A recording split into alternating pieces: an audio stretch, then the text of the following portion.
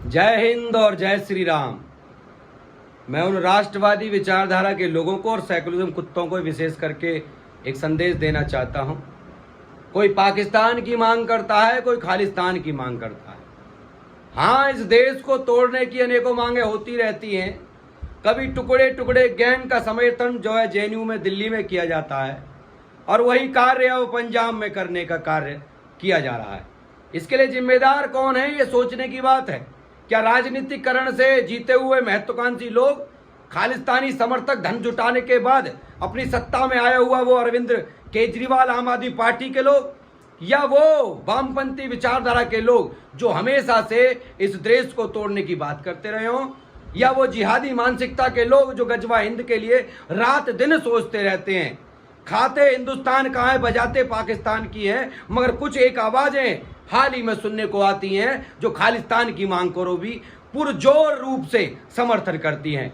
कभी खालिस्तानियों का पाकिस्तान के लोग समर्थन करते हैं, कभी अमेरिका समर्थन करता है, कभी कनाडा समर्थन करता है, कभी चाइना समर्थन करता है। भारत को तोड़ने के लिए अनेकों प्रकार की एजेंसियां लग जाती हैं और हमारे लोग जो देश में रहते हैं वो मैं, मेरी बीवी, मेरे बच्चे से आगे सोचते ही नहीं हैं। राष्ट्र के लिए सोचने के लिए कहो तो उनके पास बहुत सारे काम होते हैं। यहां तक कि अगर किसी से हम अपने धर्म की बात करते हैं तो वो हिंदू, मुस्लिम, सिख, ईसाई धर्मों में बांटने की बात करते हैं। ये सोचने का विषय है। अगर हम अपने देश के बारे में कहें तो गलत, अगर हम अपने राष्ट्र के बारे में कहें तो गलत, अगर हम अपने धर्म के बारे में कहें तो गलत। इस देश के अंदर रह रहे बहुसंख्यक हिंदू सनातनी भाइयों के साथ में जिस प्रकार से अत्याचार पे अत्याचार होते हैं, उनकी बहन बेटियां मार दी जाती हैं, उनके भाई मार दिए जाते हैं और मदद करने वाले हाथों को काट दिया जाता है, मगर उसके बावजूद भी इस देश में कोई उनकी आवाज उठाने के लिए तैयार नहीं है।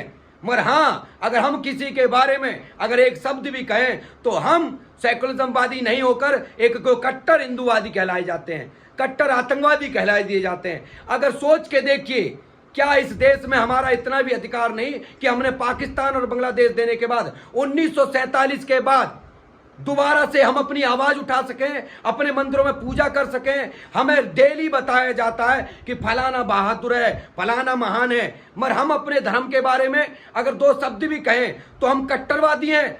ये कहां का न्याय है? ये हमारे साथ न्याय हो रहा है। हमने पाकिस्तान दिया, बांग्लादेश दिया, हमने आधा कश्मीर दिया, उसके बावजूद भी हम यहाँ चैन और सुकून से रह नहीं पाते।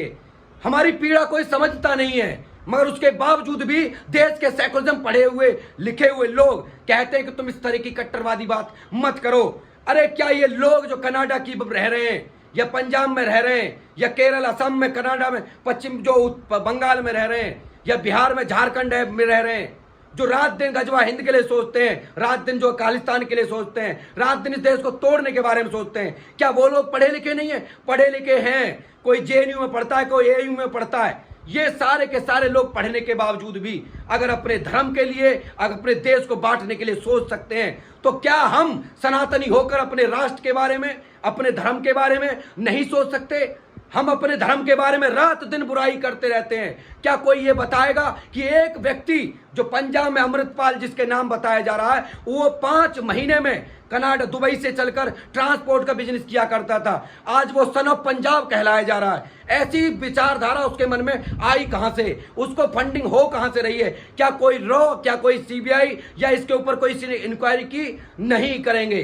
क्योंकि हाँ, वो देश को तोड़ने की बात करता है, हम देश को जोड़ने की बात करेंगे तो हम पर तो केस लग सकता है। ये वीडियो बनाना हमारे लिए गुनाह हो सकता है, मगर ऐसे लोग जो उंगलियां काट देते हैं पुलिस प्रशासन की, सबको पता है। धारदार तलवारों से 23 तारीख को किस प्रकार से थाने में अमृतपाल की गिरफ्तारी के दौरान उसे मार के पुलिस वालों को, 6 पुलिस वाले जिनकी हालत किस प्रकार की है ये अभी तक किसी को बताया भी नहीं गया है। और वहां का पंजाब मुख्यमंत्री है भगवंत मान, वो उनके समर्थन में खड़ा है। वो कहता है कि किसी प्रकार की कोई गलत हरकत नहीं की गई, उसने कोई गलती नहीं की। आप भी सोचिए, हम भी सोच रहे हैं और ये भी सोचें कि ये देश जा कहां रहा है। क्या मैं, मेरी बीवी, मेरे बच्चे, परिवार से आगे हम कभी सोच पाएंगे? अगर सोच पाएंगे तो हम ये जान पाएंगे कि हमारा देश आने वाले समय में गृह युद्ध की तरफ जा रहा है। और ये सब बात आप सब अपने दिमाग में डाल लीजिए, अपने परिवार को बताइए, अपने आने वाली पीढ़ी को बताइए कि आज इस सनातनी धर्म में रह रहा हिंदू समाज अगर जाग कर अपने काम नहीं करता, काम ये नहीं है मैं, मेरी बीवी, मेरे बच्चे, मेरा परिवार, अगर लाखों करोड़ों लोगों का बलिदान के बाद अगर खून से सींची हुई आजादी आप गंवाना चाहते हैं तो आप भी चैन और सुकून के साथ सो सकते हैं, आराम से बहन बेटियों के साथ अपने परिवार में रह सकते हैं। और आपको अपनी मां भारती से, इस राष्ट्र से, इस धर्म से, इस देश से अगर प्रेम है, अगर आपको लगता है कि सच में आज अपने देश के समाज के साथ खड़े होने की जरूरत है तो आज ही सोचिए, विचारिए और इस पे काम कीजिए। अन्यथा तो याद रखिए, खालिस्तान और पाकिस्तान छोड़ दीजिए, आपको यहां रहने के लिए एक तली भर भी जमीन नहीं मिलेगी। गुरु गोविंद सिंह के जो बच्चे हैं वो आज अपने ही बच्चों को, अपने ही परिवार के लोगों को काटने मारने की बात कर रहे हैं। ये कहां का न्याय है? जिनको धर्म बचाने की जिम्मेदारी थी आज वो उसी देश को तोड़ने की बात कर रहे हैं। ये बिल्कुल भी सरासर गलत है। आप जाट, गुजर, यादव, तेली, बड़ी, खटीक, सैनी, जाटा, ब्राह्मण, राजपूत से लेके जैनी, बौद्धिस्ट सब में बटे रहिए,